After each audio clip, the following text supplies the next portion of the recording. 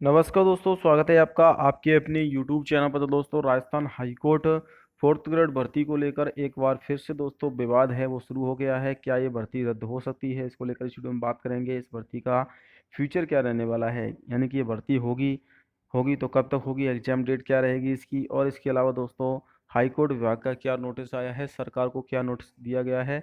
अब इस भर्ती को लेकर सरकार और हाई कोर्ट आमने सामने हो चुके हैं। आपको बताऊं दोस्तों, राजस्थान हाई कोर्ट विभाग की भर्ती 2025 में आई थी और जून के महीने में इसके फॉर्म भराए गए थे आपके 2025 में। उसके बाद लगभग एक साल होने को आया है, अभी तक ये भर्ती पूरी नहीं हो पाई है।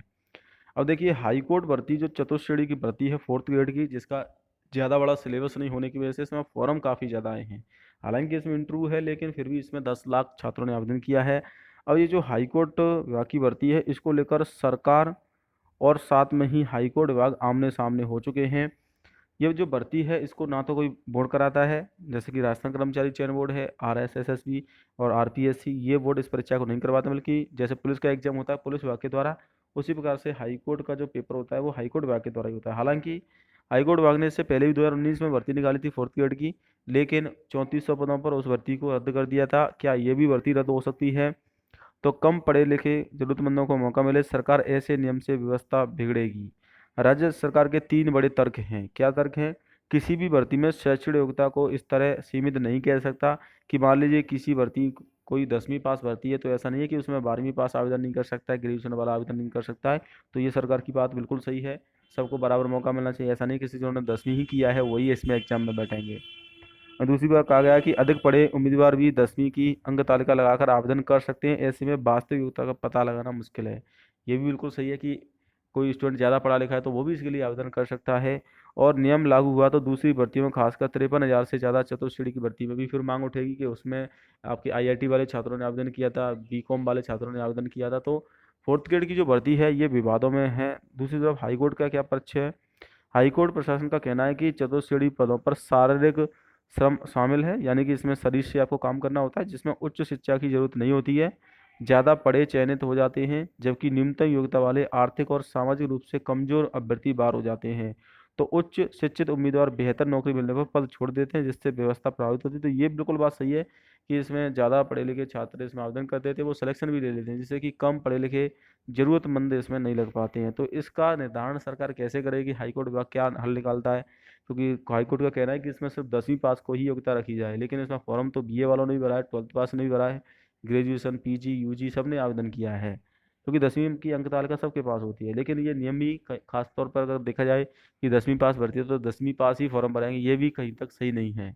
इससे कि क्या जो वास्तव में पहले 10वीं पास कर चुके हैं तो उनको भी इसमें मौका मिलना चाहिए। ऐसा नहीं है कि सिर्फ 10वीं पास ही छात्रों को। हालांकि इसका जो 10वीं पास तय करने वाले छात्रों को साक्षात्कार में 10वीं पास को पहले प्राथमिकता दी जाएगी, लेकिन पेपर में ऐसे कोई नियम नहीं आ सकता। अगर ऐसा नियम आता है तो फिर इसमें आंदोलन होगा। दूसरी बार फाइल लौटी है। हाईकोर्ट ने अधीनस्थ अदालतों के नियम संशोधन को मंजूरी देने का प्रस्ताव सरकार को भेजा है, लेकिन सरकार ने दूसरी बार भी असहमति जताते हुए फाइल लौटा दी है। कोर्ट चाहता है कि इसमें 10वीं पास ही पेपर दें, लेकिन अब सरकार ने कहा है कि ऐसा करेंगे तो सरकार गिर भी सकती है, तो सरकार पर भी दबाव आएगा। तो ऐसे में सरकार इस नियम को बदलना नहीं चाहती है। और कहीं तक सरकार की भी बात सही है। ऐसा नहीं है कि 10वीं पास योग्यता है तो सिर्फ 10वीं पास ही फॉर्म भरेंगे। क्या जिन्होंने पहले 10वीं पास किया है वो अब 12वीं में आ गए हैं, क्या उनको इसमें बनने का मौका नहीं दिया चाहिए? क्योंकि उसके समय ये भर्ती नहीं आई थी। ऐसा तो है नहीं कि हर साल 10वीं पास छात्रों के लिए भर्ती आ रही है। साल में 5 साल में भर्ती आती हैं, वो भी समय पर बोर्ड नहीं कंडक्ट करवाता है। तो कहीं ना कहीं इसमें फॉर्म तो सबको ही बनना चाहिए। जो इसमें योग्यता ज़्यादा होगी वो आराम से सिलेक्शन ले लेगा, चाहे वो 10वीं पास हो या 12वीं पास हो। नियम के अनुसार तो यही है। देखिए, इससे पहले भी 3678 पदों पर 2019 में भर्ती आई थी।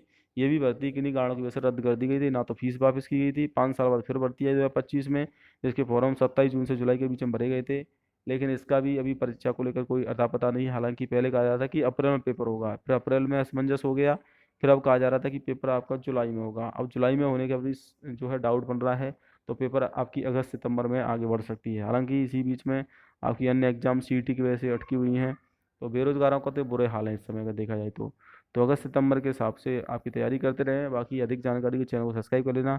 सिलेबस इसका ज़्यादा बड़ा है नहीं दोस्तों, सिलेबस काफ़ी अच्छा है इसका। तो इसमें 10 लाख फॉर्म आए हैं। सिलेबस में क्या क्या पढ़ना होगा आपको? सिलेबस आपका 85 नंबर का पेपर होगा, जिसमें 50 क्वेश्चन आएंगे आपके हिंदी के, 10 क्वेश्चन अंग्रेजी के, 25 क्वेश्चन राजस्थान GK के। 85 नंबर का सिलेबस है, 85 क्वेश्चन आएंगे। और 25 आपके 15 नंबर का इंटरव्यू होगा, तो इसमें 100 नंबर में फाइनल सिलेक्शन होगा। बाकी अपनी तैयारी करते रहें, अधिक जानकारी के लिए चैनल को सब्सक्राइब कर लें। जय हिंद, वंदे मातरम।